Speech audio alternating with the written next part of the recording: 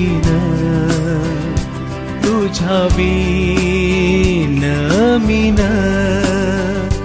प्राण मी सोडीन, तुझ्या बिन मीन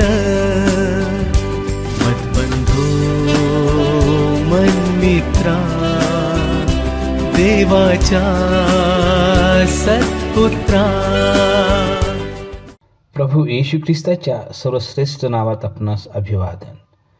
पवित्र शास्त्र बायबलमधून रोमकरास पत्र अध्याय 5 व वचन 8 मध्ये असे लिहिले आहे, परंतु देव आपणावरच्या स्वतःच्या प्रीतीचे प्रमाण हे देतो की आपण पापी असतानाच ख्रिस्त आपणासाठी मरण पावला.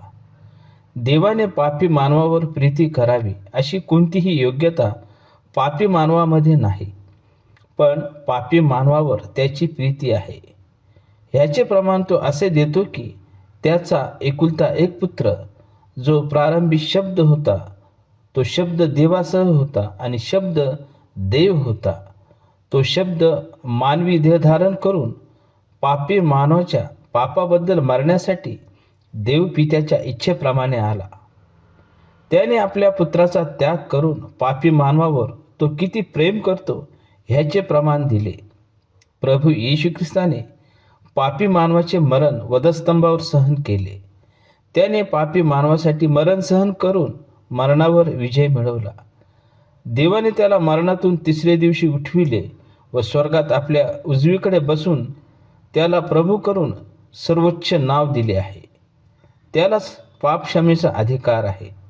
देवाचा ह्यामागे हा उद्देश आहे की ही प्रीती पापी मानवाने ओळखून पश्चातापपूर्वक प्रभू येशू ख्रिस्ताच्या मरणावर व पुनरुत्थानावर विश्वास ठेवून त्याला प्रभू म्हणून स्वीकारावे व तारण मिळवावे.